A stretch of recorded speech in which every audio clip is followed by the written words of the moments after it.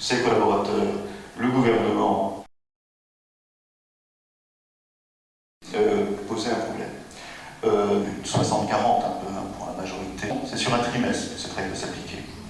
S'agissant... Ce que nous sommes venus présenter, c'est comment en France on fait en sorte que le temps de parole des partis politiques à la télévision et à la radio soit égal, soit équitable en période électorale et en période non électorale. C'est donc un logiciel tout simplement.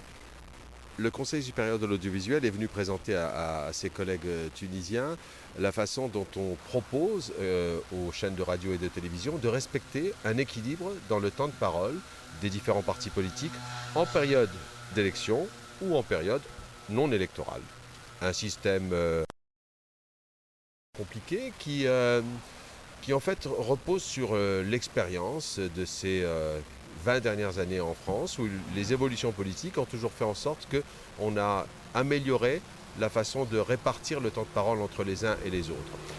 Ce que nous sommes également venus présenter, c'est une spécificité du CSA, c'est comment, lors de la préparation d'une élection, aussi importante que celle que vous attendez, comment à ce moment-là, il faut édicter un certain nombre de règles communes à l'ensemble des chaînes de télévision et de radio pour qu'elles respectent la répartition du temps de parole entre les uns et les autres, pour que les téléspectateurs et les auditeurs ne soient pas influencés d'une façon ou d'une autre et qu'ils fassent leur choix en toute connaissance de cause.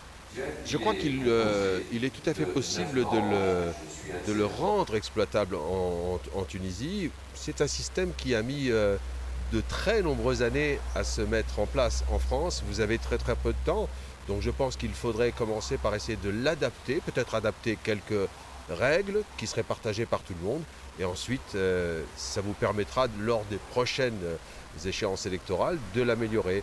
Mais je pense qu'il propose des règles assez simples de respect de l'égalité de tous les candidats lors de leur présentation, d'égalité aussi de la façon dont on les présente, encore une fois dans le seul souci que les électeurs et les électrices puissent faire leur choix en toute connaissance de cause, qu'ils sachent bien à qui ils ont affaire et que ces gens-là soient présentés d'une façon équitable par les médias. Alors je sais que ça peut paraître simpliste, mais je pense que c'est la première règle qu'il faut édicter.